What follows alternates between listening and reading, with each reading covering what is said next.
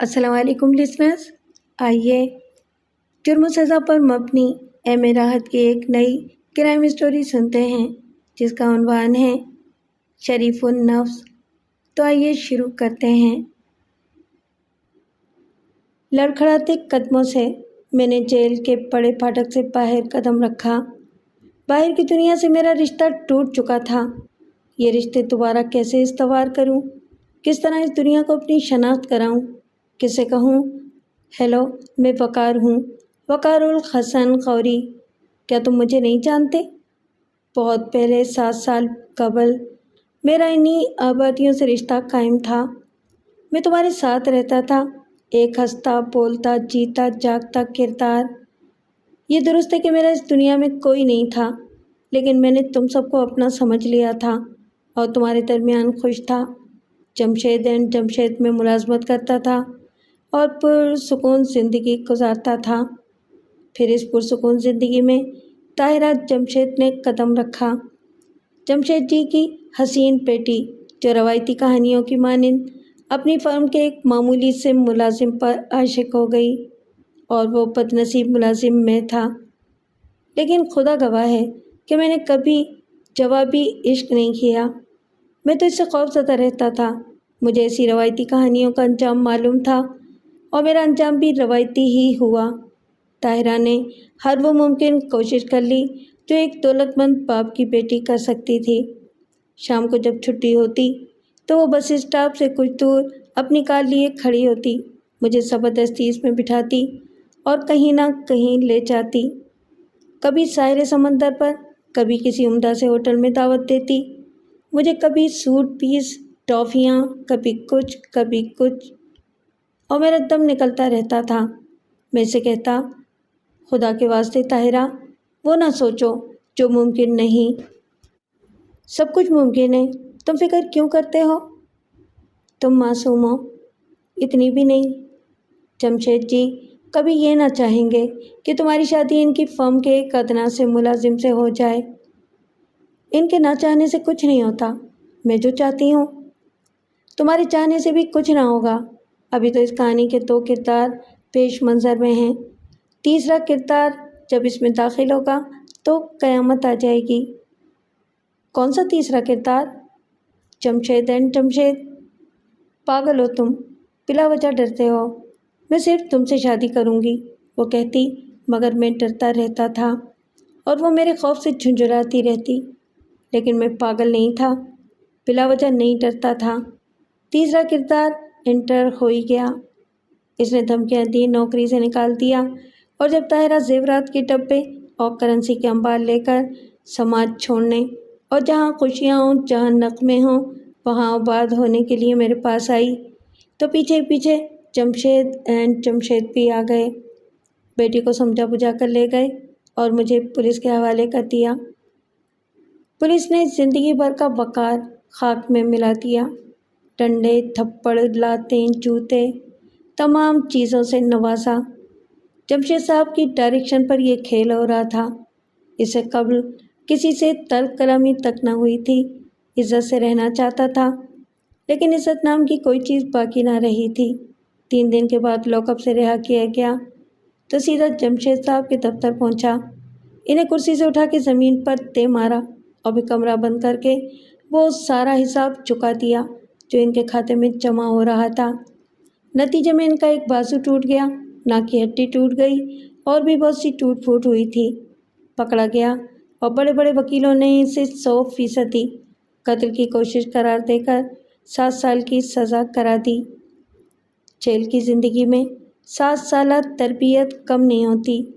مار پیٹ، فن جیب تراشی، جوڈو کراٹے، شراب سازی، نقب زنی کے وہاں استاد تھے۔ سب نے اپنے اپنے فن مجھے دے دیے اور پھر 7 سال ختم ہو گئے۔ اور آج یہ دنیا کتنی عجیب لگ رہی ہے، اجنبی اجنبی۔ دل میں اب انتقام کا کوئی جذبہ نہیں تھا، نہ ہی طاہرہ جمشید کا کوئی تصور تھا۔ کیا لینا دینا ان لوگوں سے، سب بیکار باتیں ہیں۔ سب سے پہلے یہ سوچنا چاہیے کہ اب اس اجنبی دنیا میں اپنا کیا مقام ہو۔ جیل کی پرمشقت زندگی میں جو کام دھندے کیے تھے، ان کا معاوضہ اچھی خاصی رقم کی صورت میں جمع ہو گیا تھا اور رہائی کے وقت باقاعدہ حساب کتاب کر دیا گیا تھا۔ چنانچہ جیب میں اچھی خاصی رقم تھی۔ جو لباس اس وقت زیب تن تھا یہ وہ تھا جو گرفتاری کے وقت میرے بدن پر تھا۔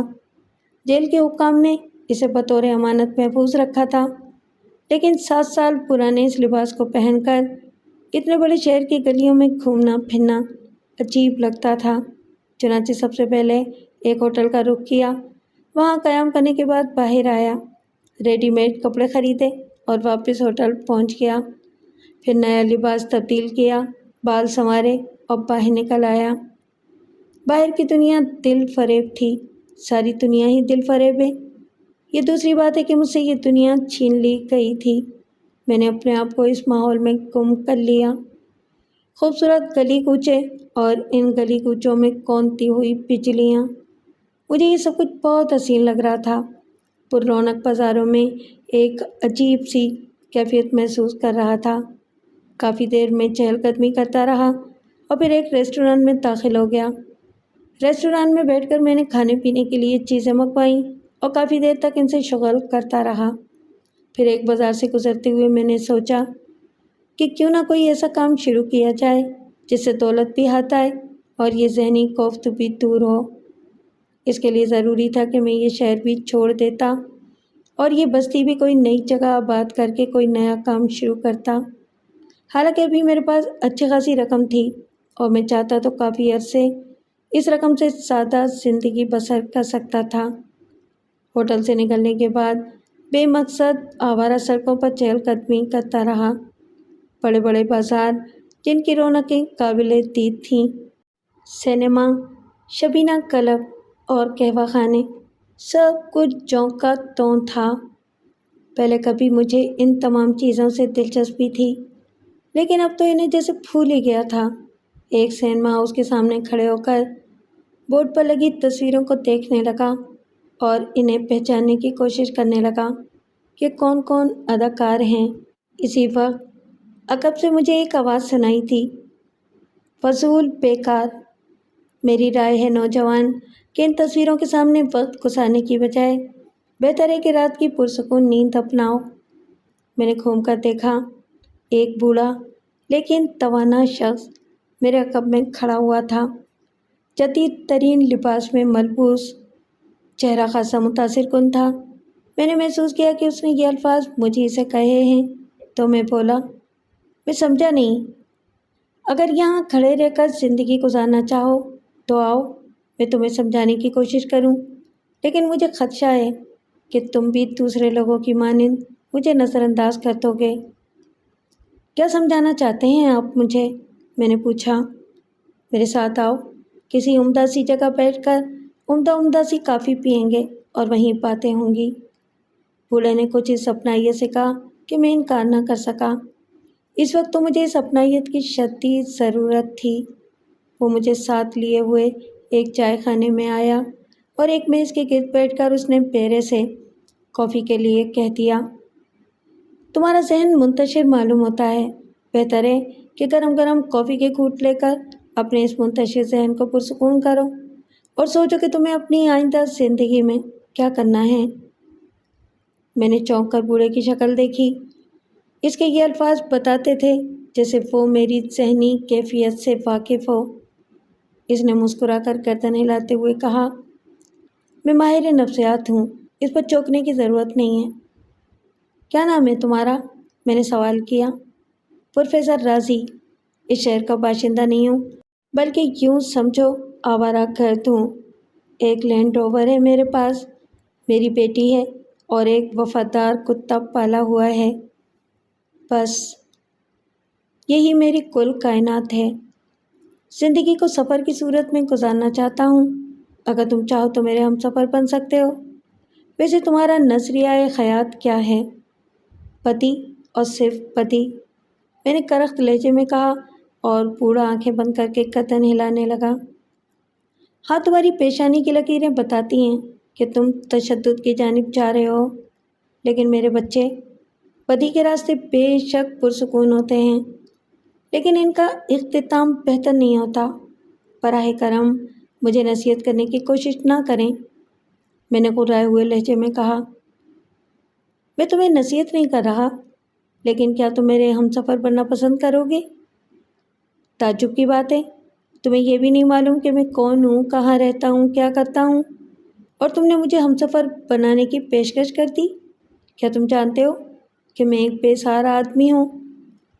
میں کچھ نہیں جانتا، جو کچھ بتا رہا ہوں وہ تمہارا چہرہ بتا رہا ہے، تمہاری پیشانی کی لکیریں بتا رہی ہیں۔ بولو، کیا تم میرے ساتھ رہنا پسند کرو گے؟ تم کہاں جا رہے ہو؟ میں نے سوال کیا۔ جہاں جہاں زندگی موجود ہے، یہی میری اور میری بیٹی کا نقطۂ نگاہ ہے۔ ہم سیر و سیاحت کے رسیاں ہیں، کبھی کہیں اور کبھی کہیں۔ میری لینڈ روور بے حد پرسکون ہے اور ہمیں اس کا سفر برا نہیں محسوس ہوگا۔ بولا مجھے کچھ سنکی سا محسوس ہو رہا تھا۔ میں نے سوچا کہ اس شہر سے نکلنے کا فیصلہ تو کر ہی چکا ہوں، کیوں نہ بوڑھے کا ساتھی قبول کر لیا جائے۔ مفت کا ذریعہ ہاتھ آ رہا ہے، جب بددل ہو جاؤں گا تو یہ ساتھ چھوڑ دوں گا۔ مجھے کون سا اپنا ٹھکانہ بنانا ہے کہ کسی تردد میں پڑوں۔ چنانچہ میں نے گہری سانس لے کر گردن ہلاتے ہوئے کہا، اگر آپ یہ محسوس کرتے ہیں کہ میری موجودگی آپ لوگوں کی سیاحت میں مداخلت نہیں کر سکتی تو مجھے کوئی اعتراض نہیں ہے۔ یہ بات تو میں نے پہلے ہی سوچ لی تھی، ورنہ میں تمہیں کیوں دعوت دیتا؟ جیسی آپ کی مرضی۔ کافی دیر تک ہم اس چائے خانے میں بیٹھے رہے اور اس کے بعد بولا مجھے ساتھ لے کر چل پڑا۔ میں نے اس سے کہا کہ میں ہوٹل سے اپنا مختصر سا سامان ساتھ لینا چاہتا ہوں، تو اس نے مجھے اس کی اجازت دے دی۔ ہوٹل سے سامان لینے کے بعد میں نے بوڑھے سے پوچھا کہ اس کا قیام کہاں ہے، تو وہ بولا، سمندر کے کنارے اپنی لینڈ روور میں۔ ہماری لینڈ روور ہی ہمارا مکان ہے، تم اسے ایک چھوٹا موٹا ٹرالر کہہ سکتے ہو۔ جب میں اس کے ساتھ ساحل سمندر پر لینڈ روور کے قریب پہنچا تو میں نے ایک لڑکی کو وہاں دیکھا۔ شلوار قمیض میں ملبوس، اچھی خاصی شکل و صورت کی مالک تھی، نوجوان تھی، حسین نقش و نگار تھے۔ لڑکی نے سوالیہ نگاہوں سے بوڑھے کو دیکھا تو بوڑھا بولا، دلچسپ بات یہ ہے نوجوان کہ میں تمہارا نام ابھی جانتا نہیں، لیکن یہ ہمارے دوست ہیں۔ میرا نام وقار ہے، میں نے جواب دیا، اور لڑکی نے اپنے خوبصورت دانتوں کی نمائش کر کے گردن خم کر دی۔ میرے ڈیڈی تو یقیناً اپنا تعارف کرا ہی چکے ہوں گے، میرا نام نائلہ ہے، لڑکی نے کہا۔ ہم نے فیصلہ کیا ہے نائلہ کہ ہم یہ شہر چھوڑ دیں گے، وقار بھی ہمارے ساتھ ہوں گے۔ نائلہ نے عجیب سی نگاہوں سے اپنے باپ کو دیکھا، لیکن کچھ کہا نہیں۔ بہرطور میں لینڈ روور میں بیٹھ گیا۔ پچھلی سیٹ پر ایک بڑا سا کتا بیٹھا ہوا تھا۔ کالے رنگ کے اس کتے کی نسل غیر ملکی محسوس ہوتی تھی۔ اس بوڑھے اور لڑکی کی صحیح کیفیت میری سمجھ میں نہیں آئی تھی۔ لینڈ روور کی ڈرائیونگ سیٹ بوڑھے ہی نے سنبھالی ہوئی تھی اور وہ بڑے پراطمینان انداز میں ڈرائیونگ کر رہا تھا۔ وہ جب بھی کوئی گفتگو کرتا وہ نفسیات کے بارے میں ہی ہوتی۔ میں نے محسوس کیا کہ لڑکی اس کی نفسیات سے اکتائی ہوئی ہے۔ بہرحال ان لوگوں کے ساتھ یہ سفر غیر دلچسپ نہیں تھا، اور وہ بھی ان حالات میں جبکہ میں شدید انتشار کا شکار تھا۔ میرے ذہن میں ان کے لیے کوئی تجسس نہیں ابھرا تھا۔ ہوں گے، کچھ بھی ہوں گے، مجھے ان سے کیا دلچسپی ہو سکتی ہے؟ بظاہر وہ خاصے دولت مند معلوم ہوتے تھے، کیونکہ لینڈ روور بہترین اسٹائل کی تھی اور بالکل نئی تھی، اور اس میں موجود سامان بھی کافی عمدہ تھا۔ لڑکی ہنسمکھ معلوم ہوتی تھی، وہ دوران سفر مجھ سے گفتگو کرتی جا رہی تھی، لیکن بوڑھا ہمیشہ ہی ہمارے معاملات میں مداخلت کرتا تھا۔ کافی طویل سفر تھا۔ میں نے اس سے یہ بھی نہیں پوچھا تھا کہ وہ کہاں جانے کا ارادہ رکھتا ہے۔ ظاہر ہے یہ پوچھنا میرے لیے بے معنی ہی تھا۔ پھر شام جھک آئی۔ لینڈ روور کا انجن بھی خاصا گرم ہو گیا تھا، اس کا اندازہ اندر سے بھی ہو رہا تھا۔ چنانچہ بوڑھے نے کہا، کیوں نہ آپ کہیں قیام کیا جائے؟ قیام کے لیے یہ علاقہ ہی مناسب ہو سکتا تھا جس میں ہم سفر کر رہے تھے۔ قرب و جوار میں سڑک کے دونوں جانب دیو قامت درخت کھڑے تھے اور انہوں نے سڑک اوپر سے چھپا لی تھی۔ درختوں کے نیچے گھاس پھوس اور قدرتی جھاڑیوں کی بہتات تھی۔ بوڑھے نے گاڑی سڑک سے اتار دی اور کافی دور تک اسے آگے لیتا چلا گیا۔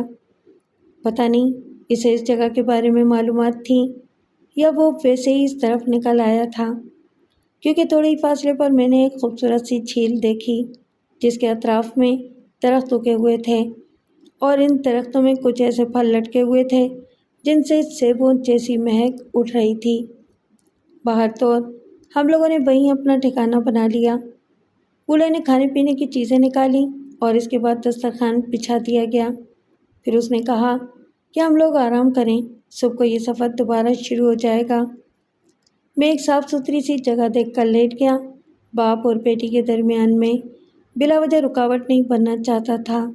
البتہ اب میرے ذہن میں یہ تجسس جاگ رہا تھا کہ صورتحال کے بارے میں صحیح اندازہ تو لگاؤں کہ یہ محترم پروفیسر راضی کیا چاہتے ہیں، جو ماہر نفسیات ہیں اور جنہوں نے اپنی نوجوان بیٹی کی موجودگی میں میرا ساتھ کیسے قبول کر لیا ہے۔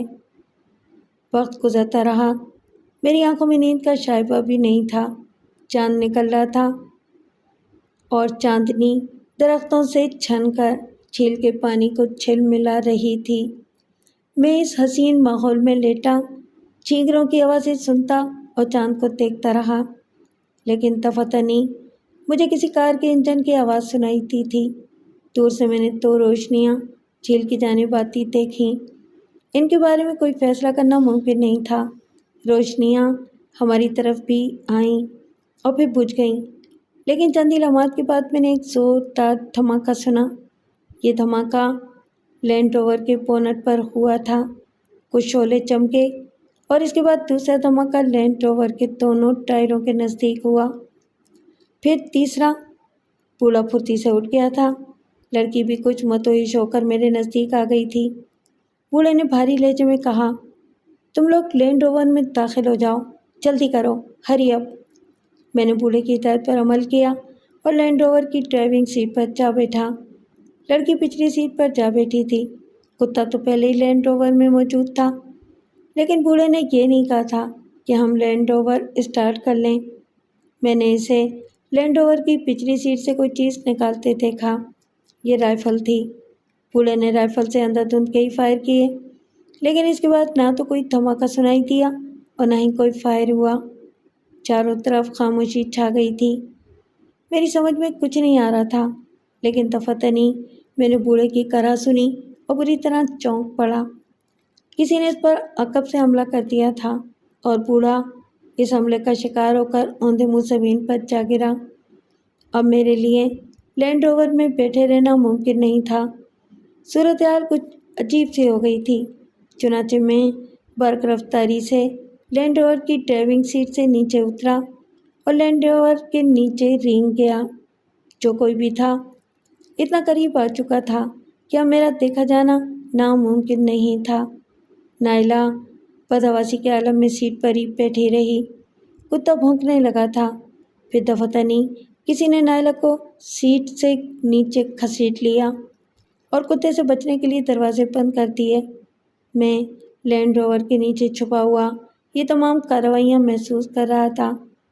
میں نے کئی آوازیں سنی جن میں ایک نسوانی آواز بھی تھی جو یقیناً نائلہ کی نہیں تھی۔ نہ جانے کون لوگ تھے اور نہ جانے کیا چکر تھا۔ باہر تو اور میں فوری طور پر کوئی مداخلت نہیں کرنا چاہتا تھا، کم از کم صورتحال کا کچھ اندازہ تو ہو جائے۔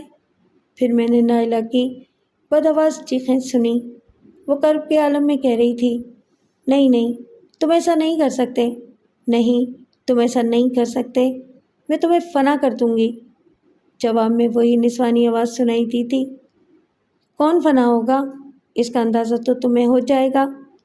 میں نے جگہ تبدیل کر کے ایک درخت کی آڑ لے لی اور پھر وہاں سے باہر کے منظر کو دیکھنے لگا جو چاندنی میں نمایاں تھا۔ 3 مرد تھے اور ایک عورت جس کے ہاتھ میں دبا ہوا پستول صاف نظر آ رہا تھا۔ وہ چہرے سے کافی خونخوار معلوم ہوتی تھی۔ میں نے محسوس کیا کہ وہ تینوں افراد نائلہ کے ساتھ بدسلوکی کرنا چاہتے ہیں اور ان کی حرکتیں غیر اخلاقی حدود میں داخل ہوتی جا رہی ہیں۔ اب اس کے سوا چارہ کار نہیں تھا کہ میں ان کے درمیان مداخلت کروں۔ کم از کم ان مہربانیوں پر اتنا فرض تو میرا ہو جاتا تھا۔ چنانچہ میں نے ایک لمبی چھلانگ لگائی اور میری بھرپور لات پستول بردار عورت کی کمر پر پڑی۔ ایسی زوردار لات تھی کہ اس نے 2 کلا بازیاں کھائی تھیں اور دور جا گری تھی۔ اس کے ساتھ ہی اس کے ہاتھ سے پستول بھی گر گیا تھا، جو دوسرے ہی لمحے میرے ہاتھ میں آ گیا۔ عورت کے تینوں ساتھی چونک کر سیدھے ہو گئے۔ وہ احمقانہ انداز میں مجھے گھور رہے تھے اور ان کی زبانیں گنگ ہو گئی تھیں۔ تم لوگ ہاتھ اٹھا دو، میں نے سرد لہجے میں کہا، لیکن میری بات ان کی سمجھ میں نہیں آئی تھی۔ تب میں نے ان میں سے ایک کی پیشانی کا نشانہ لے کر فائر کر دیا اور نزدیک سے چلی ہوئی گولی نے اس کے سر کے چیتھڑے اڑا دیے۔ اس صورتحال سے سبھی دہشت زدہ ہو گئے اور باقی 2 افراد نے خوفزدہ انداز میں ہاتھ اٹھا دیے۔ لڑکی یا عورت جو میری لات سے نیچے گری تھی خود بھی دہشت زدہ انداز میں کھڑی ہو گئی تھی۔ اب تم آگے بڑھو اور ان لوگوں کی جیبوں سے ان کے ہتھیار نکال کر میری طرف پھینک دو، میں نے خوفناک لہجے میں کہا۔ لڑکی برق رفتاری سے آگے بڑھی اور اس نے جلدی جلدی دونوں آدمیوں کی تلاشی لی۔ ایک پستول، ایک لمبا چاقو ان دونوں کی جیبوں سے برآمد ہوا، جسے اس نے نکال کر ایک طرف ڈال دیا۔ دوسرا پستول کہاں ہے؟ میں نے سوال کیا۔ دوسرا پستول نہیں ہے، لڑکی نے مشینی انداز میں جواب دیا۔ مجھے اندازہ ہو گیا تھا کہ اس بدحواسی کے عالم میں وہ جھوٹ نہیں بول سکتی۔ ان سب کی نگاہیں بار بار اس شخص کی جانب اٹھ جاتی تھیں جو ایڑیاں رگڑ رگڑ کر مر رہا تھا اور اس کے خون نے قرب و جوار کی زمین کو رنگین کر دیا تھا۔ میں نائلہ کی طرف دیکھنے لگا۔ وہ شدت دہشت سے گنگ ہو گئی تھی۔ ان لوگوں نے اس کا لباس خاصا بے ترتیب کر دیا تھا۔ میں نے اس سے کہا، نائلہ تم اپنا لباس سنبھالو اور مجھے بتاؤ کہ ان لوگوں کے ساتھ کیا سلوک کیا جائے۔ یہ نائلہ کے منہ سے بمشکل تمام نکلا، لیکن وہ دونوں افراد جو اب تک ہکا بکا کھڑے ہوئے تھے میرے سامنے گڑ گڑانے لگے۔ نہیں، ہمیں کچھ نہ کہو، ہمارا اس میں کوئی قصور نہیں ہے، ہمیں تو اس نے اس کام کے لیے مجبور کیا تھا۔ تو یہ صورتحال ہے۔ کیوں لڑکی، تمہارا کیا خیال ہے؟ بکواس کرتے ہیں یہ لوگ، بکواس کر رہے ہیں، یہ تو مجھے خود مجبور کر کے یہاں لائے ہیں، وہ بولی۔ کس نے کس کے ساتھ کیا کیا یہ میں نہیں جانتا، لیکن اگر تم تینوں ہی زندگی بچانا چاہتے ہو تو ایک دوسرے پر سبقت حاصل کرنے کی کوشش کرو۔ تم ایک دوسرے کو مار مار کر زخمی کر دو اور جس نے ہاتھ روکے اسے میرے پستول کی گولی چاٹ جائے گی۔ انہوں نے یہ اندازہ لگا لیا تھا کہ میں جو کہہ رہا ہوں وہی کر دکھاؤں گا۔ ان کے سامنے ہی میں نے ایک خون کر دیا تھا۔ چنانچہ وہ سب وحشت زدہ نگاہوں سے ایک دوسرے کو دیکھنے لگے۔ دفعتاً میں نے لڑکی کی کمر پر پھر ایک لات رسید کر دی اور وہ اچھل کر ان دونوں پر جا گری جو ہاتھ اٹھائے کھڑے تھے۔ اس کے وزن سے وہ بھی اپنا توازن برقرار نہ رکھ سکے اور تینوں ہی زمین پر ڈھیر ہو گئے تھے۔ میں آگے بڑھا اور میں نے ان کے جسموں پر ٹھوکریں رسید کرنا شروع کر دی۔ وہ چیخنے لگے تھے۔ میں نے قرائے ہوئے لہجے میں کہا، اٹھو، جو کچھ میں کہہ رہا ہوں وہی کرو ورنہ موت کی سزا پاؤ گے۔ پہلے آدمی نے دوسرے آدمی کے جبڑے پر ایک زوردار مکہ رسید کر دیا تھا۔ دوسرے آدمی نے جھلا کر اس کے بال پکڑ لیے۔ میں نے لڑکی کی طرف دیکھ کر کہا، تم کیوں خاموش ہو؟ لڑکی ایک دم چونکی اور پھر وہ بھی ان دونوں پر پل پڑی۔ بڑا دلچسپ منظر تھا۔ وہ ایک دوسرے کو گالیاں دے رہے تھے، پرانے تعلقات کا حوالہ دے رہے تھے اور ایک دوسرے کو مار بھی رہے تھے۔ اور پھر وہی ہوا۔ سب سے پہلے بے ہوش ہو کر گرنے والی لڑکی ہی تھی۔ باقی دونوں افراد دیر تک لڑتے رہے۔ انہوں نے مار مار کر ایک دوسرے کے حلیے بگاڑ دیے تھے اور اب ان کے قدم لڑکھڑا رہے تھے۔ آخری ٹچ میں نے دیا، یعنی پستول کا دستہ ان میں سے ایک کی کھوپڑی پر رسید کیا اور وہ لہراتا ہوا زمین پر ڈھیر ہو گیا۔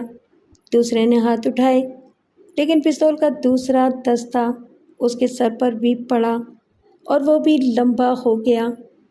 نائلہ بےحد زدہ انداز میں کھڑی مجھے دیکھ رہی تھی۔ تب میں نے اس کی طرف رک کر کے کہا، ہاں نائلہ، اب تم بتاؤ ہمیں کیا کرنا چاہیے؟ ڈیڈی، ڈیڈی، وہ روندے ہوئے لہجے میں بولی اور میں نے اب بوڑھے کی جانب توجہ دی۔ بوڑھے کے سر سے خون بہہ رہا تھا اور وہ اوندھا پڑا ہوا تھا۔ میں نے نائلہ سے ایک کپڑا مانگا اور نائلہ دوڑ کر لینڈ روور سے کپڑا نکال لائی۔ میں نے کپڑا بوڑھے کے زخم سے کس دیا تھا۔ اس کے بعد میں نے اسے کہا، بقیہ رات یہیں گزارنے کا ارادہ ہے یا یہاں سے کہیں چلا جائے؟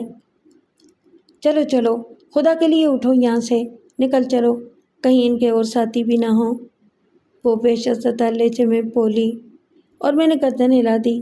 پھر بمشکل تمام میں نے بوڑھے کو لینڈ روور کے پچھلے حصے میں ڈالا۔ کتا بےحد زدہ انداز میں باہر نکلنے کے لیے زور لگا رہا تھا، لیکن نائلہ کی آواز نے اسے خاموش کر دیا۔ اس بار ڈرائیونگ سیٹ مجھے سنبھالنی پڑی تھی اور نائلہ میرے قریب بیٹھی تھی۔ میں نے گاڑی جھیل کے کنارے سے واپس موڑ لی اور اسے سڑک پر لے آیا۔ تھوڑی دور چلتے رہنے کے بعد میں نے نائلہ سے کہا، ہاں اب تم بتاؤ کہ کہاں چلنا ہے؟ جام نگر، نائلہ نے جواب دیا۔ تو تم جام نگر کی باسی ہو؟ میں نے سوال کیا۔ ہاں، ہم وہیں واپس جانا چاہتے ہیں۔ ٹھیک ہے، میں تم سے یہ نہیں پوچھوں گا کہ یہ سب کیا ہے۔ اس طرح تمہارے ڈیڈی نے مجھے کیوں اپنے ساتھ چلنے کی دعوت دی؟ اور اس کے بعد یہ لوگ؟ میں تمہیں سب کچھ بتا دوں گی۔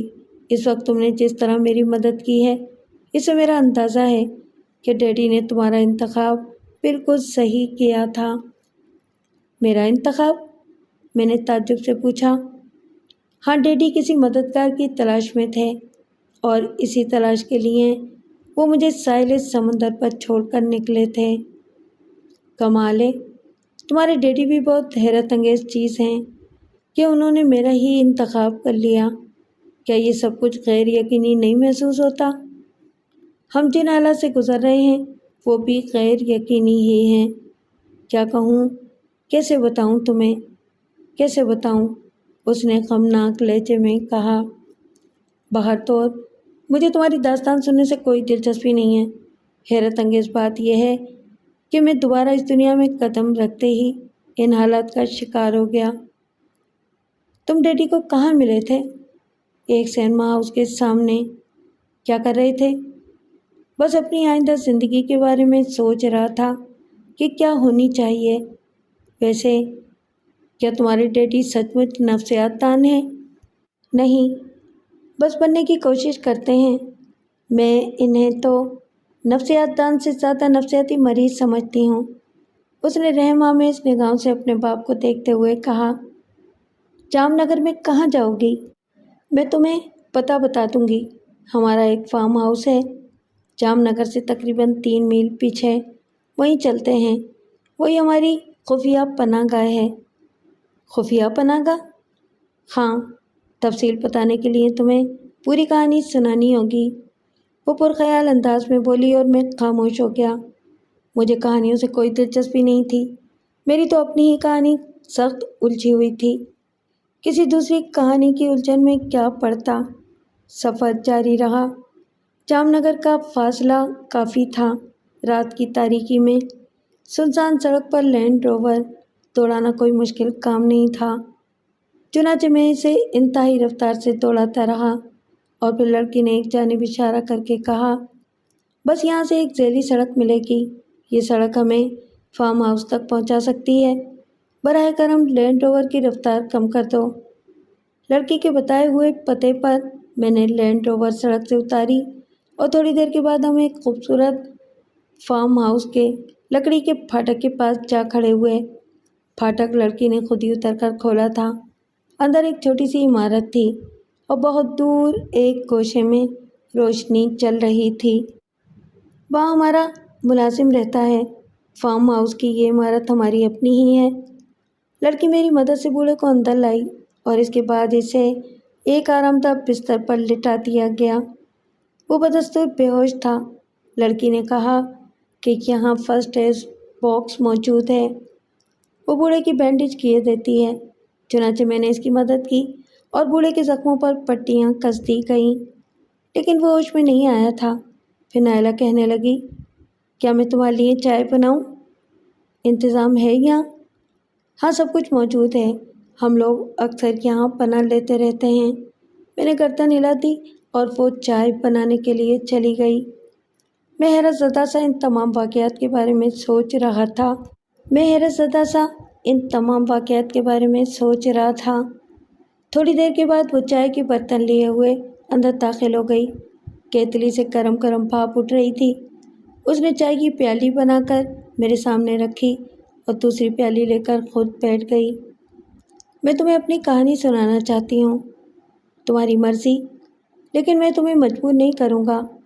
यहाँ तक जो कुछ हुआ है वो अपनी जगह। इससे आगे अगर तुम मेरी मदद चाहती हो तो ठीक है, वरना सुबह होते ही मैं यहाँ से चला जाऊँगा। नहीं मिस्टर वक़ार, आप हमारी तवक्को से कहीं ज़्यादा हमारे लिए मददगार और मुआविन साबित हुए हैं। मुझे आपकी ज़रूरत है मिस्टर वक़ार। बराह करम इंसानियत के नाम पर हमारी मदद कीजिए, बराह करम। मैं पुरख़याल अंदाज में लड़की को देखने लगा था। वो शायद अपनी कहानी सुनाने के लिए मुनासिब अल्फाज इस्तेमाल और तलाश कर रही थी। चंद लम्हात के बाद उसने कहा, मेरे डैडी जामनगर के एक साहिब सरवत आदमी हैं। जामनगर में हमारी 2 फैक्ट्रियां हैं जो कीमियाई खाद बनाती हैं, और जामनगर से मुल्क सरदारपुर के इलाके में हमारी हज़ारों एकड़ ज़मीन है, जिससे लाखों रुपए सालाना की आमदनी होती है।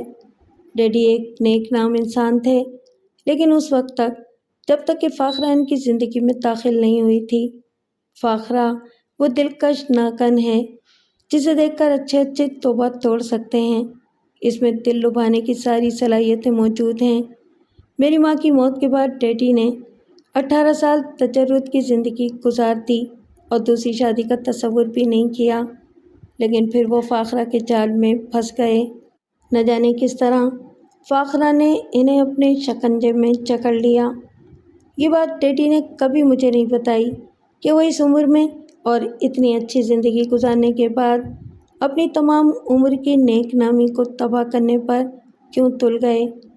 इन दिनों डैडी बहुत परेशान थे और मेरे सामने इस तरह बैठ जाते थे जैसे कुछ कहना चाहते हों। गालिबन वो मुझसे फ़ाखरा को अपनी ज़िंदगी में शामिल करने की इजाज़त लेना चाहते थे, लेकिन इनकी हिम्मत न पड़ सकी और फिर उन्होंने बमुश्किल तमाम एक दिन मुझ पर इंकिशाफ किया कि वो फ़ाखरा से शादी कर चुके हैं। ये इंकिशाफ मुझ पर क़यामत बनकर टूटा था, लेकिन इस दुनिया में मेरा डैडी के अलावा और था ही कौन।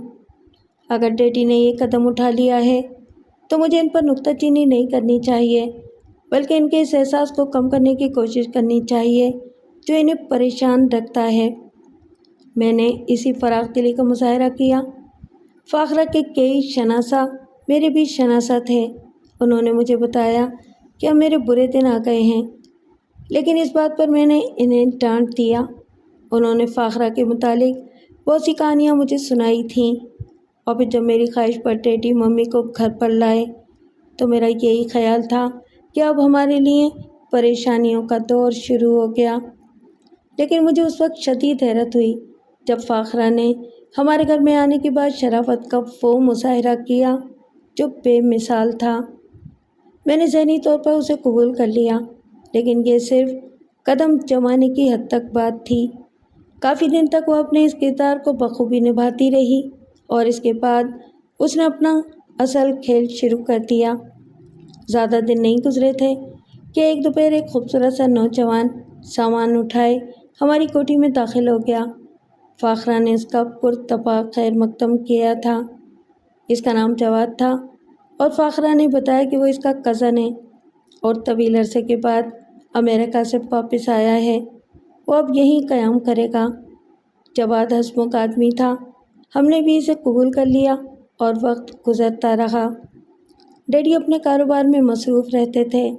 मैं अमूमन वक्त घर में गुजारती थी। एक तपती दोपहर जब मैं इत्तेफ़ाक़िया तौर पर किसी कमरे से बाहर निकली तो मैंने फ़ाखरा के कमरे से कुछ अजीब सी आवाज़ें सुनी और न जाने क्यों मैं झांकने पर मजबूर हो गई। लेकिन जो कुछ मैंने देखा इसने मेरे बदन पर लर्ज़ा तारी कर दिया। फ़ाखरा और जवाद के दरमियानी रिश्ते का आज मुझे इल्म हो गया था। मेरी हालत ख़राब हो गई। भला मैं किस तरह अपने बाप को यह हकीकत बता सकती थी, लेकिन इसकी ज़रूरत पेश नहीं आई।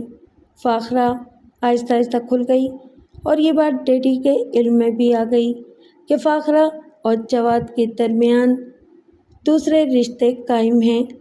डैडी ने सख्त लहजे में फ़ाखरा से इस सिलसिले में गुफ्तगू की तो उसने नहायत बेबाकी से कहा कि क्या प्रोफेसर राजी इस काबिल हैं कि कोई हसीन और नौजवान लड़की इनकी मोहब्बत में गिरफ़्तार हो जाए।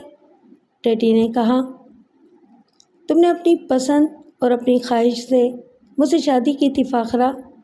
क्या उस वक्त तुम्हारे जहन में ये बात नहीं थी कि मेरी उम्र तुमसे कहीं ज़्यादा है? थी, लेकिन मेरा नज़रिया कुछ और था। क्या? दौलत और सिर्फ दौलत। फ़ाखरा ने बदस्तूर इसी बेबाकी से जवाब दिया। लेकिन दौलत के साथ साथ तुम पर मेरी वफ़ादारी भी तो फ़र्ज़ थी। मैं फ़र्ज़ निभाना नहीं जानती। मेरे ख़ानदानी वक़ार का ख़याल भी नहीं तुम्हें। मैं इस वक़ार की ज़ामिन नहीं हूँ। गोया तुमने एक शौहर की हैसियत से मुझे कभी कबूल नहीं किया है, लेकिन मजबूरी की हद तक आपका सिर्फ एक मसरफ़ है मेरी निगाह में। फ़ाखरा ने जवाब दिया। वो क्या? आप सिर्फ मेरी ज़रूरियात की रकूमात के चेकों पर दस्तखत करते रहें और इसके एवज़ आप ज़माने की निगाह में मुझे अपनी बीवी कहते रहें। इससे ज़्यादा आपको कोई हक़ नहीं है। डैडी बहुत ज़्यादा सख्तगीर इंसान नहीं थे। उन्होंने ये सदमा अपने दिल पर ले लिया और इतने निढाल हुए कि बीमार हो गए। फ़ाखरा पर इस बीमारी का कोई असर नहीं था। वो तो और खुश हो गई और ज़्यादा मुतमईन हो गई थी। इसकी रंग रलियाँ जारी रहीं और मेरे वालिद कुड़ते रहे। फिर इन्हें मेरा ख़याल आया मैं इनकी लग़्ज़िश का सबसे बड़ा शिकार थी। चुनाचे उन्होंने मेरे लिए सोचना शुरू कर दिया। मुझे इस बारे में उन्होंने कुछ नहीं बताया था। ये बात मुझे फ़ाखरा की ज़बानी ही मालूम हुई कि प्रोफेसर राजी ने अपनी सारी जायदाद, सारी ज़मीनें और सारी दौलत मेरे नाम मुंतकिल कर दी है। वो आतिशफ़शां बन गई और इसने डैडी से कहा कि इन्हें इस चालाकी का ऐसा मज़ा चखाएगी कि वो याद रखेंगे। डैडी से इसकी एक शदीद झड़प हुई और उसने कहा, तुम्हारा ख़याल है कि मैं अब बेबस हो गई हूँ? हाँ, यही ख़याल है मेरा, डैडी ने कहा। ये खुशफ़हमी है तुम्हारी। मैं अब भी सब कुछ कर सकती हूँ। ज़रूर करो, मैं तुम्हारे रास्ते नहीं रोकूँगा, डैडी ने करख्त लहजे में कहा। तुम ये दौलत आसानी से हज़म नहीं कर सकोगे प्रोफेसर राजी। हो सकता है, लेकिन अब इस पर ना मेरा हक़ है और न तुम्हारा, डैडी ने जवाब दिया। मैंने कहा ना, खुशफ़हमियों के शिकार हो तुम। मेरे खेल देखोगे तो हैरान रह जाओगे। डैडी खामोश हो गए, लेकिन साथ ही साथ वो फ़िक्रमंद भी थे और इस परेशानी का शिकार थे कि अब वो क्या चाल चलेगी। फिर एक शाम फ़ाखरा डैडी के साथ कहीं गई हुई थी कि जवाद मेरे पास पहुंच गया। मैं तन्हा थी। जवाद को पहले मैं पसंद करने लगी थी, लेकिन अब इससे मेरे तमाम राब्ते मुनक़ते हो गए थे क्योंकि मैंने इसे गलत इंसान समझा था। जवाद ने पुरतपाक अंदाज में मुझे मुखातिब किया, लेकिन मैंने इस पर तवज्जो न दी। इसके चेहरे से उदासी टपक रही थी। नाइला, मैं तुमसे कुछ कहना चाहता हूँ। फरमाइए, क्या बात है? नाइला, तुम्हारा और तुम्हारे डैडी का रवैया मेरे साथ बहुत ख़राब हो गया है। तुम्हारा क्या ख़याल है? क्या तुम्हारे और फ़ाखरा के ताल्लुकात जानने के बावजूद हम लोग तुमसे खुश रह सकते हैं? बाज़ औक़ात इंसान वो नहीं रहता जो कि वो रहना चाहता है। नाइला, गलतफ़हमियाँ न जाने किस तरह इसकी शख्सियत को मस्ख़ कर देती हैं। मैं ये सब कुछ अपनी खुशी से नहीं कर रहा नाइला। मैं ना करता गुनाहगार हूँ। वो खामोश हो गया। वेरी गुड, दिलचस्प बात है, मैंने तंज़िया अंदाज में कहा। मैं तुमसे खुलूस से दिल से कह रहा हूँ नाइला, کہ پروفیسر راضی در حقیقت میرے لیے قابل احترام ہیں۔ یہ بات تمہارے بھی علم میں آ چکی ہے کہ فاخرہ جیسی آتش مزاج لڑکی نے صرف ان کی دولت سے متاثر ہو کر ان سے شادی کی تھی۔ اس سے پہلے وہ میرے ساتھ شادی کرنا چاہتی تھی، لیکن میں ایک کلاش آدمی تھا اور اسے وہ سب کچھ نہیں دے سکتا تھا جس کی وہ خواہش مند تھی۔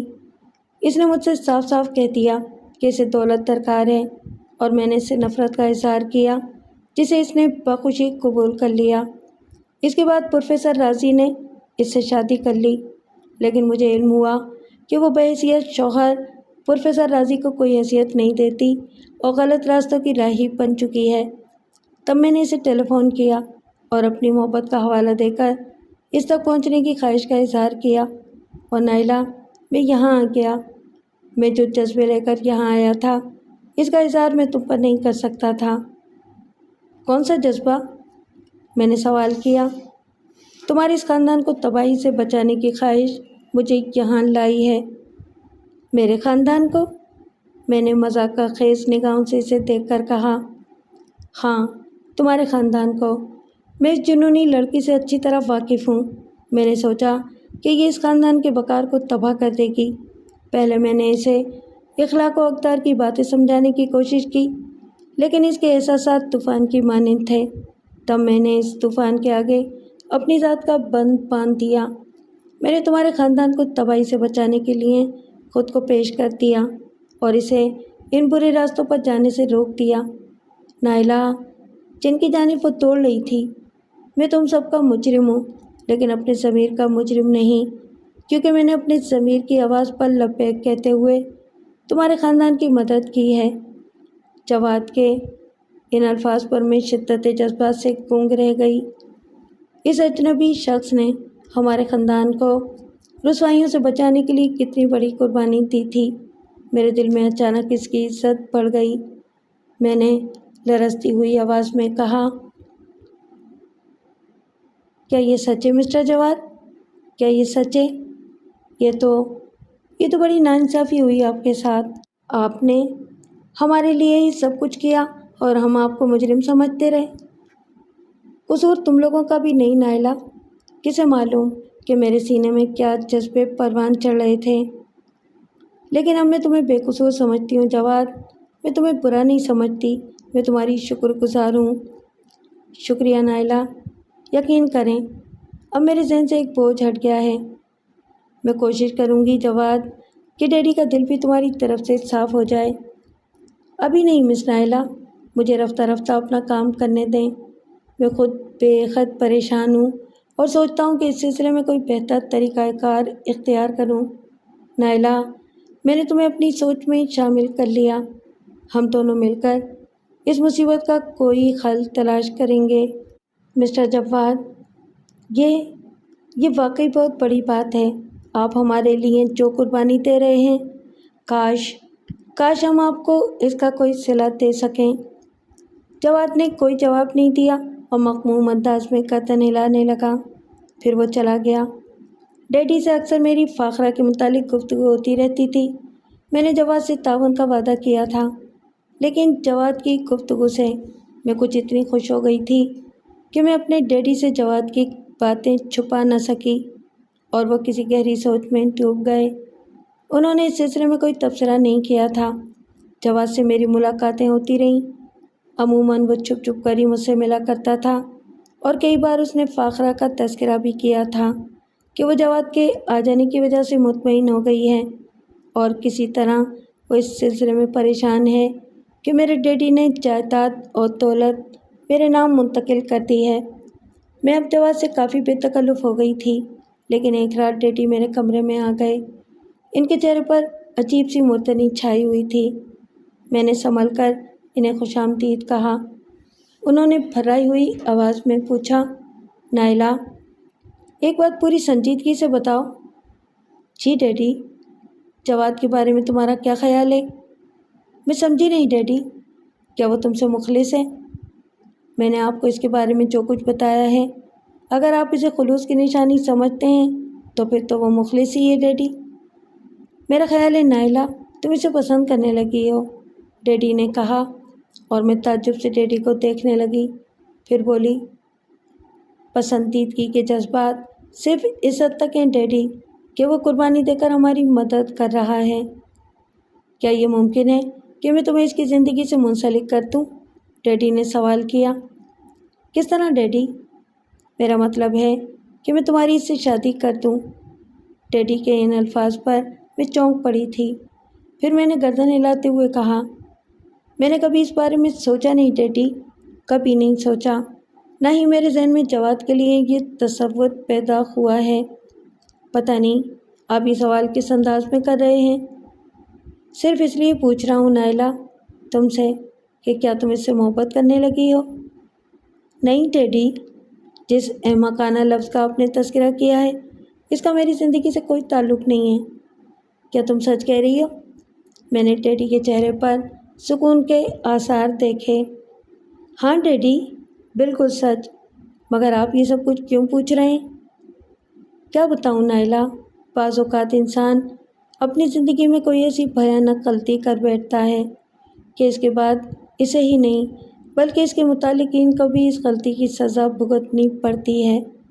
اگر مجھ سے حماقت نہ ہوئی ہوتی تو فاخرہ جیسی شیطان عورت میری زندگی میں کبھی نہ آتی۔ تم اسے نہیں جانتی، وہ بےحد چالاک ہے، شیطان صفت عورت ہے۔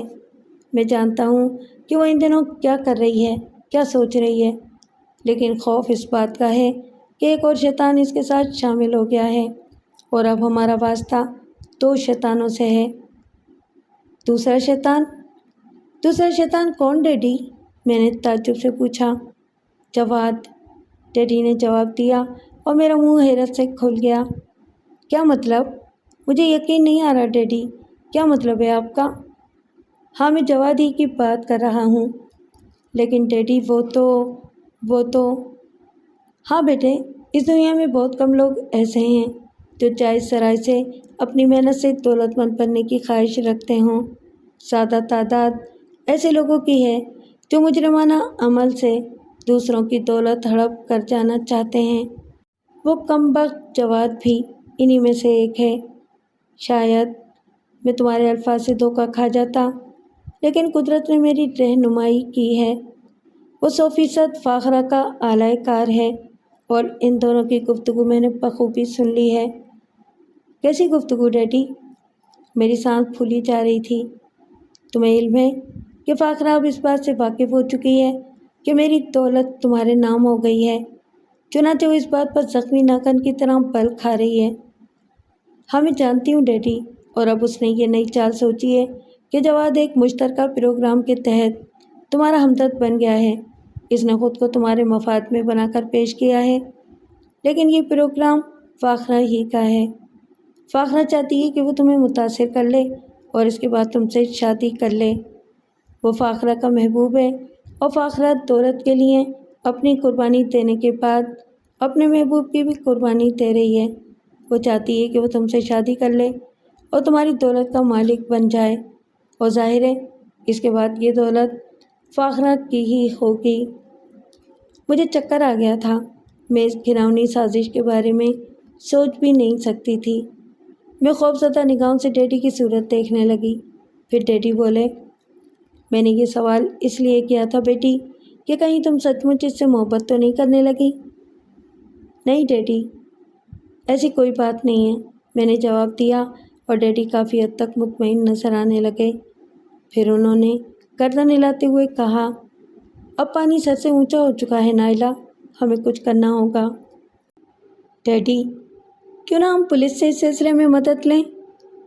نہیں بیٹی، اس طرح ہماری اپنی عزت کیا رہ جائے گی؟ ہمیں پولیس کو بھی تو کچھ ثبوت مہیا کرنے ہوں گے۔ میں کچھ اور سوچ رہا ہوں نائلہ، میں کچھ اور سوچ رہا ہوں۔ کیا ڈیڈی؟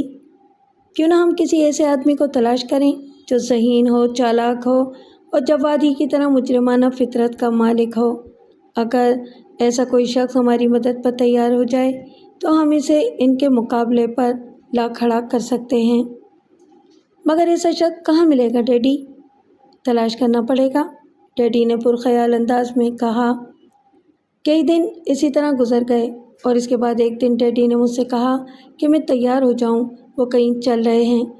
میں نے ڈیڈی کی ہدایت پر عمل کیا۔ ڈیڈی نے فاخرہ کو اس سلسلے میں کچھ نہیں بتایا تھا۔ وہ مجھے ساتھ لے کر چل پڑے اور اس کے بعد ہم کئی شہروں کی سیاحت کرتے ہوئے وہاں پہنچے جہاں ڈیڈی کی تم سے ملاقات ہوئی۔ میں تمہارے بارے میں کچھ بھی نہیں جانتی، لیکن ڈیڈی نے اشارتاً مجھ سے یہی کہا تھا کہ تم ہمارے لیے ایک کام کے آدمی ثابت ہو سکتے ہو۔ یہ اب تک کی کہانی ہے۔ ہم لوگ جس انداز میں یہاں آ رہے تھے اور جس طرح وہ ہمیں ملے، یہ سب کچھ تمہارے سامنے ہے۔ میں دعوے سے کہتی ہوں کہ یہ جواد اور فاخرہ ہی کے آدمی تھے جو مجھے برباد کرنا چاہتے تھے، شاید کسی نئی اسکیم کے تحت۔ میں حیران رہ گیا تھا۔ بڑی عجیب و غریب کہانی تھی۔ بوڑھے نفسیات دان نے بھلا یہ کیسے سمجھ لیا کہ میں اس کے لیے کارآمد ثابت ہو سکتا ہوں، اور کیا ضروری تھا کہ میں اس کے مقصد کی تکمیل کر سکتا؟ میرے لیے لمحہ فکریہ تھا۔ میں خاموشی سے سوچتا رہا، پھر میں نے ایک گہری سانس لے کر کہا، مجھے تعجب ہے کہ پروفیسر رازی نے میرے بارے میں یہ فیصلہ کیوں کر کیا ہے۔ یہ بات تو میں نہیں جانتی، لیکن مسٹر وقار، تم جس طرح ہمارے لیے کارآمد ثابت ہوئے ہو، اس کا مظاہرہ ہو چکا ہے۔ میں تم سے درخواست کرتی ہوں کہ ہماری مدد کرو، خدا کے واسطے ہماری مدد کرو۔ ہم لوگ زندگی کے بدترین عذاب کا شکار ہو گئے ہیں۔ اگر تم ہماری مدد کرو تو ہم تمہارا یہ احسان کبھی نہیں بھول سکیں گے۔ ہم مدد کے مستحق ہیں وقار، خدا کے لیے ہماری مدد کرو۔ وہ سسکنے لگی۔ میں پرخیال انداز میں رخسار کھجا رہا تھا۔ زندگی نے اب تک جو سبق سکھائے تھے، ان میں یہی تھا کہ اپنی طرف دیکھو اور اپنی مدد کرو، باقی اس دنیا میں کچھ نہیں ہے۔ میں کون سا برا انسان تھا؟ برے انسانوں نے میرے ساتھ برائی کی اور مجھے مجرموں کی صف میں لا کھڑا کیا۔ لیکن پھر ایک اور خیال بھی میرے ذہن میں آیا۔ برے انسانوں ہی کی بات ہے تو ان سے تو میری دشمنی ہے۔ اگر کچھ اور اچھے انسان برائی کے جال میں پھنسنے جا رہے ہیں تو ان کی مدد کرنے میں کوئی حرج نہیں ہے۔ یہ خیال میرے ذہن میں جم گیا اور میں نے گردن ہلاتے ہوئے کہا، ٹھیک ہے نائلہ، مطمئن رہو، میں تمہارے لیے کام کروں گا۔ نائلہ کی آنکھوں میں خوشی کے آنسو آ گئے تھے۔ پروفیسر رازی کو ہوش آیا تو نائلہ نے اسے بتایا کہ اس نے مجھے پوری تفصیل بتا دی ہے۔ میں نے پروفیسر رازی سے صرف ایک سوال کیا تھا، پروفیسر، آپ نے یہ فیصلہ کیسے کر لیا کہ میں آپ کے کام کا آدمی ثابت ہو سکتا ہوں؟ جواب میں پروفیسر کے ہونٹوں پر مسکراہٹ پھیل گئی تھی۔ مجھے معاف کرنا مسٹر وقار، میں نے تمہیں جیل سے رہا ہوتے ہوئے دیکھا تھا اور اسی وقت سے تمہارا تعاقب کر رہا تھا۔ شدید ذہنی انتشار کے عالم میں یہ خیال بھی میرے ذہن میں آیا تھا کہ ممکن ہے مجھے کوئی جرائم پیشہ شخص مل سکے جو جرم کی دھجیاں بکھیرنے میں میرا معاون ثابت ہو۔ اور پھر یہ بھی حقیقت ہے کہ میں نے نفسیات میں ایم اے کر لیا ہے اور کسی حد تک اس میں دخل رکھتا ہوں۔ میرے ہونٹوں پر طنزیہ مسکراہٹ پھیل گئی۔ بغیر طور میں دل سے ان کے مقصد کے لیے تیار ہو گیا تھا، اور پھر اس سلسلے میں ہم نے ایک پلاننگ کی اور اس کے بعد مختلف پہلوؤں پر غور کرنے لگا۔ دوسرے دن ہم فارم ہاؤس سے جام نگر پہنچ گئے۔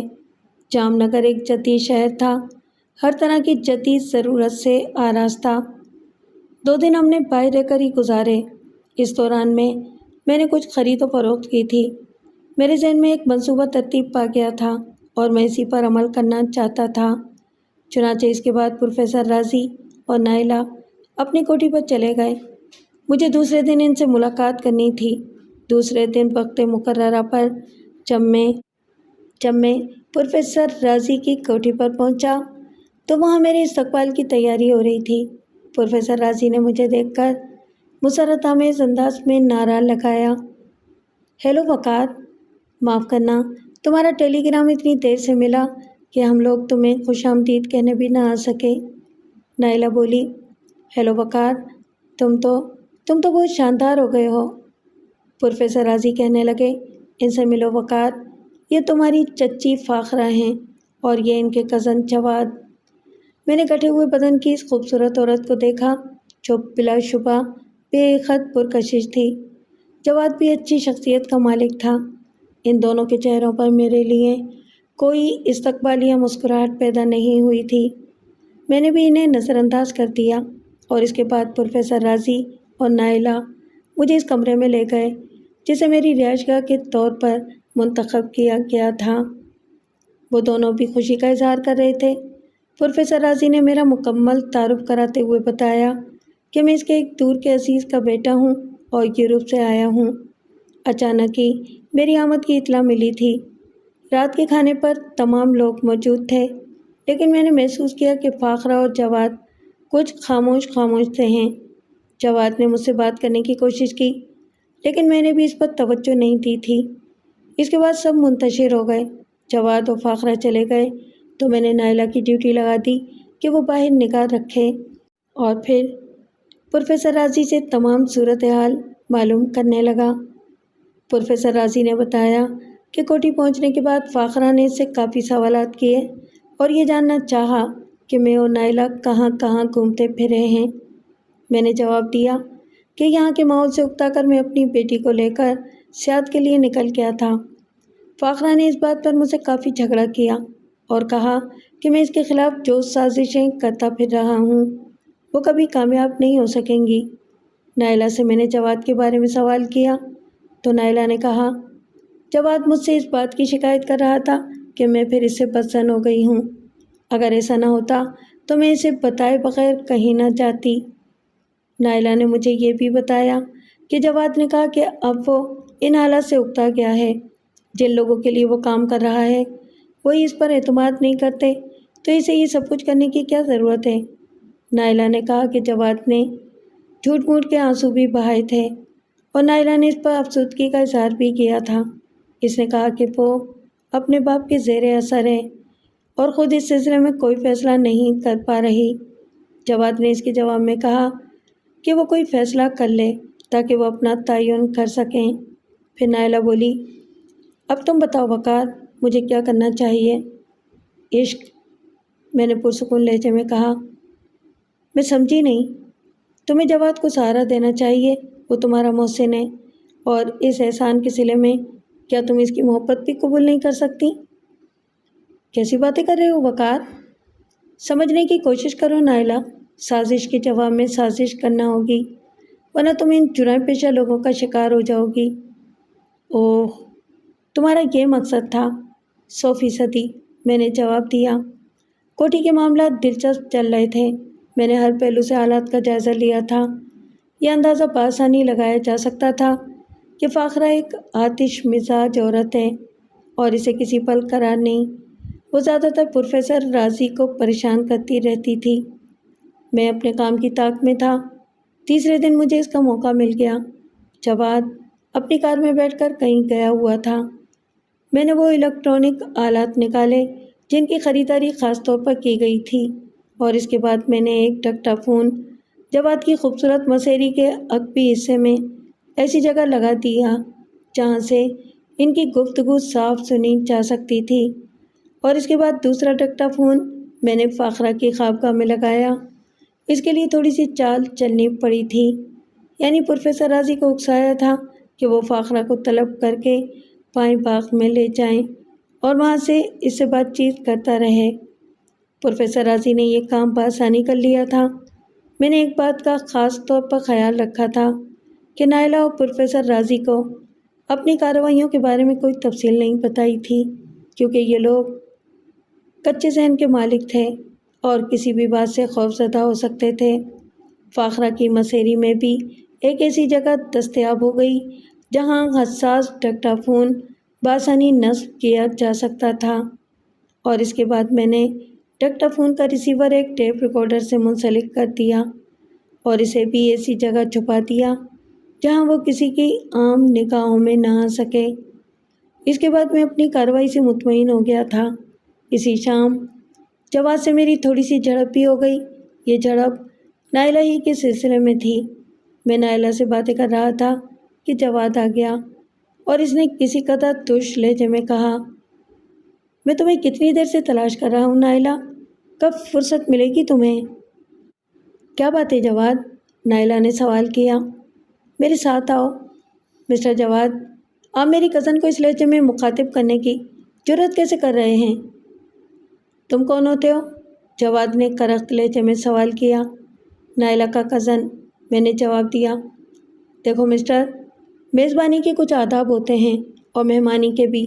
تم یہاں مہمان ہو، مہمان کی حیثیت سے رہو، اس سے آگے بڑھنے کی کوشش مت کرو۔ اور تم میزبان ہو کیا جواد؟ جہاں تک میری معلومات کا تعلق ہے تم فاخرہ صاحبہ یعنی چچی جان کے کزن ہو اور یہاں مہمان آئے ہو۔ میرا خیال ہے کہ مہمانوں کو اپنی اوقات میں رہنا چاہیے۔ تم مجھے میری اوقات بتا رہے ہو؟ ابھی نہیں، لیکن اگر تم نے زیادہ فضول باتیں کی تو میں مجبوراً اسی وقت تمہیں اپنی اور تمہاری اوقات سے آگاہ کر دوں گا، میں نے کھڑا ہوتے ہوئے کہا، اور جواد کسی قدر گھبرا سا گیا۔ پھر وہ تیز قدموں سے واپس چلا گیا تھا۔ نائلہ عجیب سی نگاہوں سے مجھے دیکھ رہی تھی۔ ان نگاہوں میں پسندیدگی کے جذبات تھے۔ پھر اس نے آہستہ سے کہا، یہ جواب تم ہی اسے دے سکتے تھے۔ وقار اور کسی میں تو اتنی جرأت تھی ہی نہیں۔ ہم لوگ ان دونوں سے خوف زدہ ہیں۔ تم فکر مت کرو، سب ٹھیک ہو جائے گا نائلہ۔ میں ٹیپ ریکارڈر کا جائزہ لیتا رہتا تھا۔ دوسری صبح میری آنکھ جلدی کھل گئی اور میں نے شغل کے طور پر ٹیپ ریکارڈر کا کیسٹ ریوائنڈ کر کے اسے سننے کی کوشش کی اور خوشی سے اچھل پڑا۔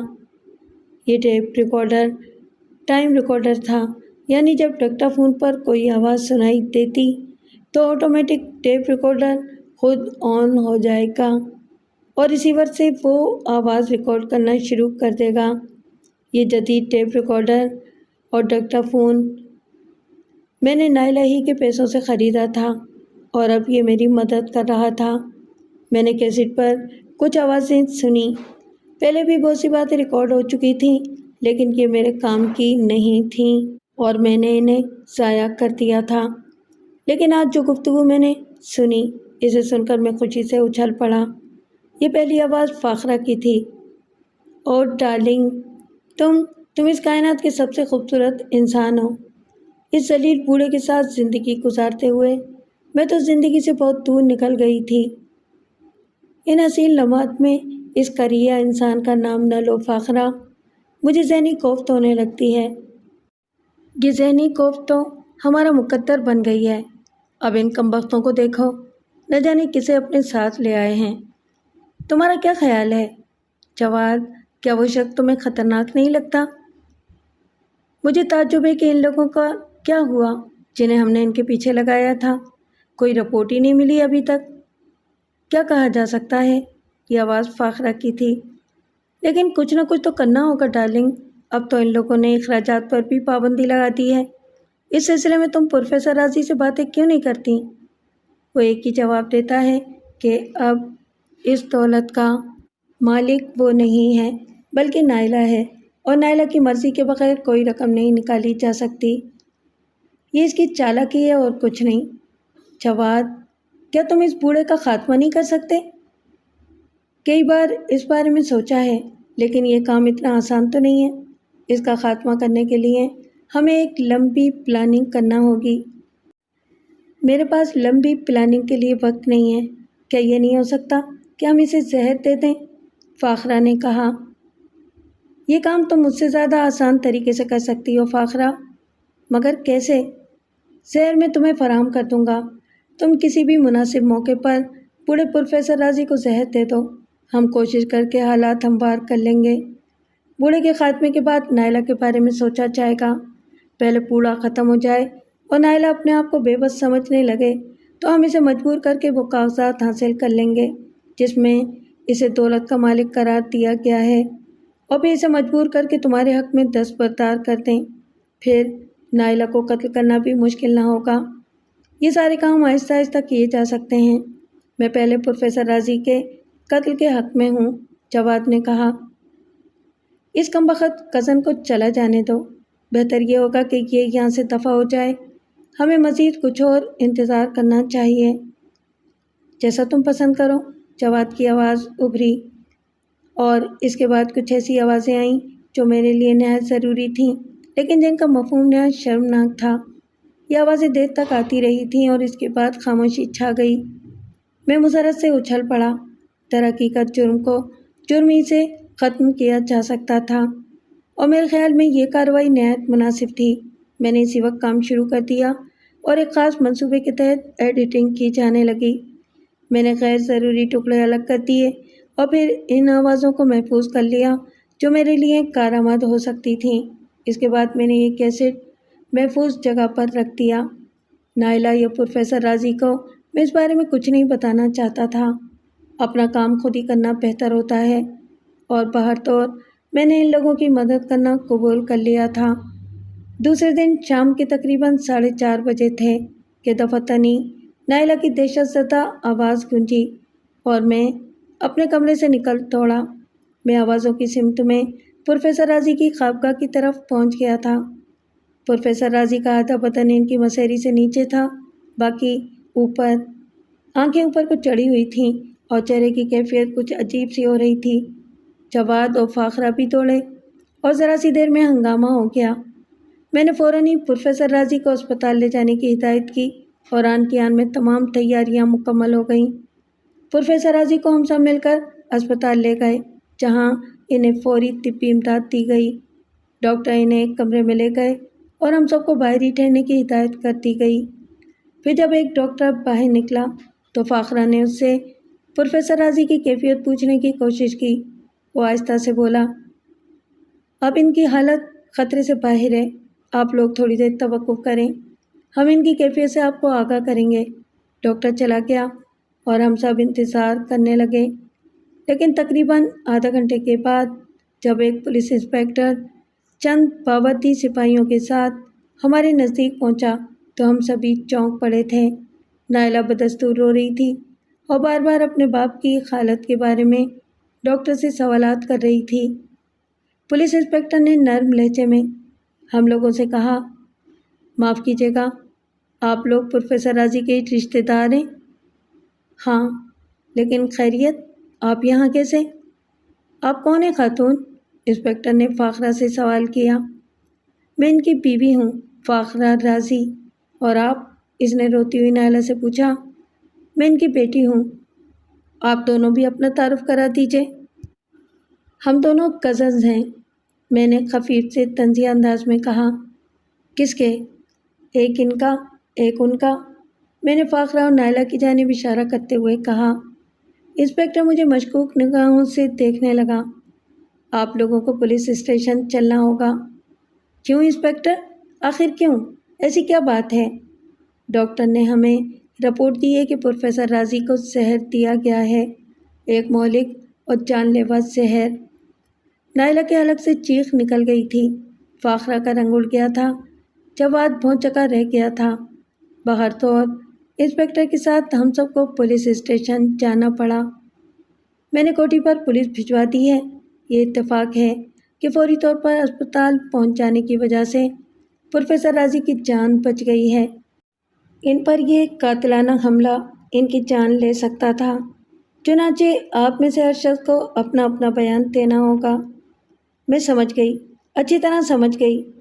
میں تمہیں بتا سکتی ہوں انسپکٹر کہ پروفیسر کو زہر کس نے دیا۔ فاخرہ نے دانت پیس کر مجھے گھورتے ہوئے کہا۔ آپ لوگ ایک ایک کر کے بیان دیں گے۔ براہ کرم محترمہ، آپ میرے ساتھ میرے کمرے میں آئیے۔ انسپکٹر ہم بقیہ افراد کو پولیس کی تحویل میں دے کر فاخرہ کو اپنے ساتھ اندر لے گیا اور تھوڑی دیر کے بعد نائلہ کو طلب کیا گیا، پھر جواد کو اور آخر میں مجھے۔ انسپکٹر نے سر سے پاؤں تک مجھے دیکھتے ہوئے کہا، مسٹر وقار، کیا آپ بتا سکتے ہیں کہ آپ کا نائلہ سے کیا تعلق ہے؟ میں اس کا چچا زاد بھائی ہوں اور کچھ دن پہلے لندن سے آیا ہوں۔ لندن میں آپ کیا کرتے تھے؟ میرا چھوٹا موٹا سا کاروبار ہے، لیکن آپ کا کیا خیال ہے انسپکٹر؟ کیا میں پروفیسر راضی پر قاتلانہ حملے کرنے کا مجرم ہو سکتا ہوں؟ ہر چند کے کسی کے بیانات کسی کو بتائے نہیں جا سکتے، لیکن میں آپ کو یہ خصوصی رعایت دے رہا ہوں۔ پروفیسر راضی کی بیگم فاخرہ کا کہنا ہے کہ آپ ہی وہ اجنبی شخص ہیں جو ابھی چند روز پہلے ان لوگوں کے درمیان آئے اور آپ نے نائلہ سے پینگیں بڑھانا شروع کر دیں تاکہ اس سے شادی کر کے پروفیسر کی دولت پر قابض ہو سکیں۔ جواد صاحب کا کہنا ہے کہ آپ ان کی نگاہوں میں ایک مشکوک شخصیت کے مالک ہیں اور 100% اس حادثے کے ذمہ دار ہو سکتے ہیں۔ بس مس نائلہ کا بیان آپ کے حق میں جاتا ہے۔ مس نائلہ نے ہمیں تفصیل بتاتے ہوئے فاخرہ رازی اور جواد صاحب کے تعلقات کا ذکر بھی کیا ہے۔ ہم جلد بازی میں کوئی کام کرنا نہیں چاہتے۔ مسٹر وقار، آپ کی اپنی اس سلسلے میں کیا رائے ہے؟ انسپکٹر صاحب، آپ اس مقدمے کو عدالت میں پیش کر دیجیے، جسے چاہیں گرفتار کر لیجیے۔ خوش قسمتی ہے میری کہ مجھے وقت سے کچھ پہلے ہی ان لوگوں کی سازش کا علم ہو گیا اور میں نے وہ تیاریاں کر لیں جن کے تحت اصل مجرم بے نقاب ہو سکیں۔ کیا مطلب؟ زہر جواد و فاخرہ نے پروفیسر کو دیا ہے اور اس سلسلے میں ان کی پلاننگ میرے علم میں آ گئی تھی، جس کے میں آپ کو لاتعداد ثبوت پیش کر سکتا ہوں۔ شرط یہ ہے کہ آپ میرے ساتھ اس کوٹھی میں چلیں۔ انسپکٹر مجھ سے تعاون کے لیے تیار ہو گیا تھا اور اس کے بعد وہ ہم چاروں کو لے کر کوٹھی میں آ گیا۔ وہ کیسٹ خفیہ طور پر اپنے کمرے میں انسپکٹر کو میں نے سنایا اور اس سے کہا کہ آواز کی شناخت کے کسی بھی ماہر سے ان آوازوں کی شناخت کرا لی جائے۔ میں نے پروفیسر رازی کے بارے میں یہ بھی بتایا کہ پروفیسر رازی خود مجھ سے اس کا تذکرہ کر چکے ہیں اور اسی لیے انہوں نے مجھے لندن سے بلایا تھا کہ وہ اپنی اور نائلہ کی زندگی خطرے میں محسوس کرتے ہیں۔ انسپکٹر نے اس ثبوت کی فراہمی کے بعد خاص طور سے فاخرہ کے کمرے کی تلاشی لی تو فاخرہ کی الماری کے خفیہ خانے میں اس زہر کی شیشی بھی دستیاب ہو گئی، جس کی کچھ مقدار کم تھی اور یہی مقدار پروفیسر رازی کے بدن میں پائی گئی تھی۔ اس کے بعد فاخرہ اور اس کے معاون جواد کو بڑی آسانی سے حراست میں لے لیا گیا۔ پولیس نے ہماری تعاون سے کیس تیار کیا، لیکن ہماری پوری توجہ اس وقت پروفیسر رازی کی طرف تھی اور میں خاص طور سے ہوشیار تھا کیونکہ مجھے وہ لوگ یاد تھے جنہوں نے راستے میں نائلہ اور پروفیسر کو ختم کرنے کی کوشش کی تھی۔ چنانچہ اس وقت تک پروفیسر کی سخت نگرانی کی ضرورت تھی جب تک وہ مکمل صحت یاب نہ ہو جائے۔ پولیس نے ابھی تک ڈاکٹروں کی اجازت نہ ملنے کی وجہ سے پروفیسر کا بیان نہیں لیا تھا۔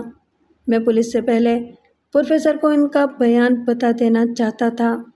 تیسری رات پروفیسر کی حالت بہتر ہو گئی، وہ ہوش میں آ گیا تھا۔ میں اور نائلہ اس وقت اس کے پاس ہی تھے۔ کیسی طبیعت ہے ڈیڈی؟ ٹھیک ہوں۔ مجھے کیا ہو گیا تھا؟ پروفیسر نے حیرانی سے پوچھا۔ اس ناگن نے، اس ڈائی نے آپ کو زہر دے دیا تھا ڈیڈی، نائلہ نے آنسو بہاتے ہوئے کہا۔ اوہ، اس سے اور امید بھی کیا کی جا سکتی تھی؟ مجھے اپنی غلطی کا خمیازہ تو بھگت نہیں تھا، پروفیسر نے ٹھنڈی سانس لے کر کہا، پھر چونک کر بولا، وہ ہے کہاں؟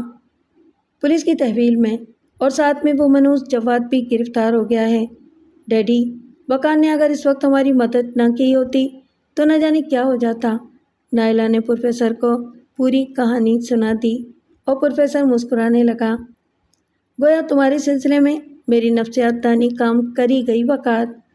ویسے ایک گر کی بات بتاؤں بیٹے، سارے فنون عورت کی قاتل اداؤں کے سامنے بے اثر ہو جاتے ہیں۔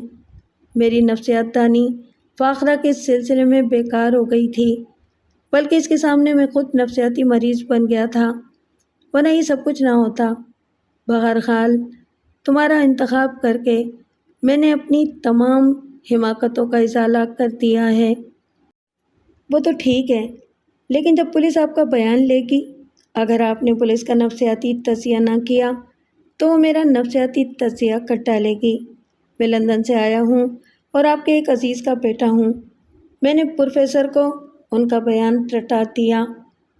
پولیس نے پروفیسر کا بیان لیا اور پروفیسر نے میری ہدایت کے مطابق پولیس کو بیان دیا۔ آوازوں کے ماہرین نے کیسٹ میں فاخرہ اور جواد کی آواز کی تصدیق کر دی۔ ان کے درمیان رشتے کی تصدیق بھی کر دی گئی۔ زہر کی شیشی اور زہر کا تذکرہ بھی موجود تھا، اس لیے مزید ثبوتوں کی ضرورت باقی نہ رہی۔ مقدمے کا فیصلہ ہوا اور انہیں سزائیں سنا دی گئیں۔ اس فیصلے کے دوسرے دن میں نے پروفیسر رازی سے کہا، پروفیسر، اب مجھے اجازت دیجیے۔ جب سے رہا ہوا تھا تو پریشان تھا کہ اس اجنبی دنیا میں خود کو ضم کرنے میں ابتدا میں کیسی پریشانی ہوگی۔ آپ نے مجھے مصروف کر کے وہ لمحات گزار دیے۔ اب مجھے اپنے بارے میں بھی فیصلے کرنے ہیں۔